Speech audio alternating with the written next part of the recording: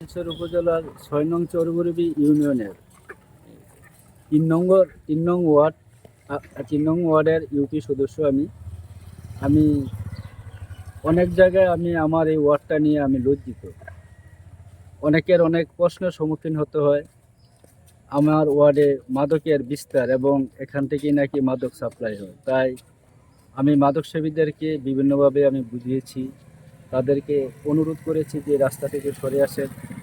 কেউ সরে আসে না। গতকাল চরবরবি নতুন বাজার তরুণ সংঘের উদ্যোগে একটি মাদক বিরোধী সেমিনার করা হয়, তারা আয়োজন করে।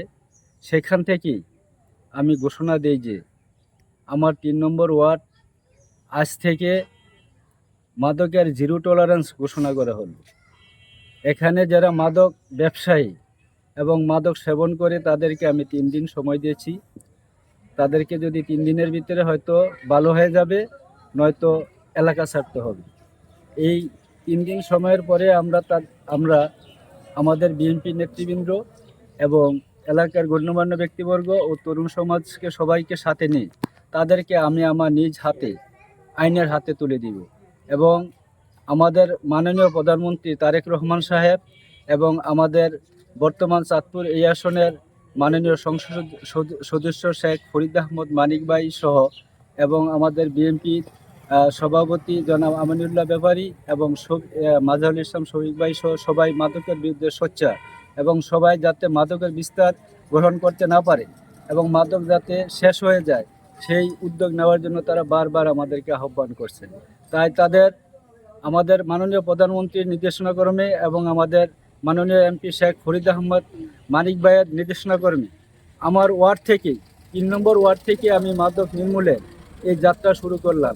আমি চাঁদপুর জেলার মাননীয় ডিসি মহোদয়, মাননীয় এসপি মহোদয় এবং হামসর উপজেলার মাননীয় ওসি মহোদয়ের কাছে আমার আবেদন থাকবো, এই অভিযানে আপনারা আমাকে সার্বিক সহযোগিতা করবেন এবং এলাকার সমস্ত মানুষ এবং দলমত নির্বিশেষে সবাই আমার পাশে থাকবেন এবং তরুণ সমাজ আমার পাশে থাকবেন।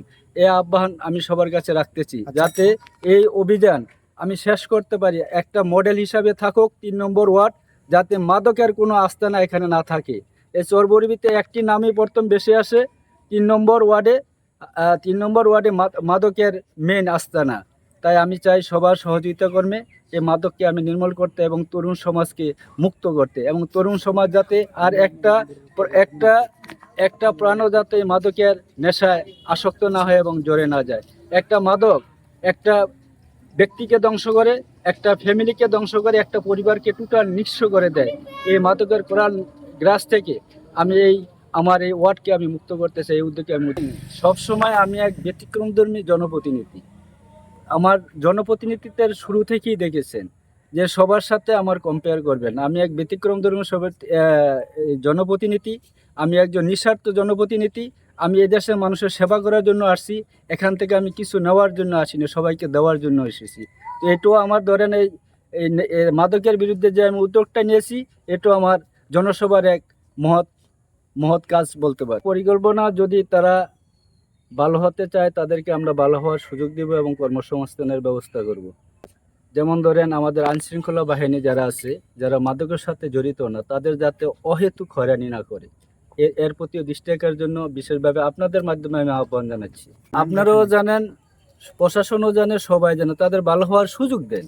সে যদি এই খারাপ রাস্তা থেকে বেরিয়ে আসে, তাকে ভালো হওয়ার জন্য সুযোগ দিতে হবে। ভালো না হলে তো তাকে আমরাই ধরে দেবো আইনের হাতে। আমরা সমস্ত জনগণ নিয়ে তাদেরকে আমরা আইনের হাতে তুলে দেব, তখনই জানতে পারবো। আমার পাশে থাকে অবশ্যই এই চ্যালেঞ্জ আমি সাকসেস হবো ইনশাল্লাহ। এখানে ৩ নম্বর ওয়ার্ডে মাদকের কোনো নামই থাকবো না ইনশাল্লাহ।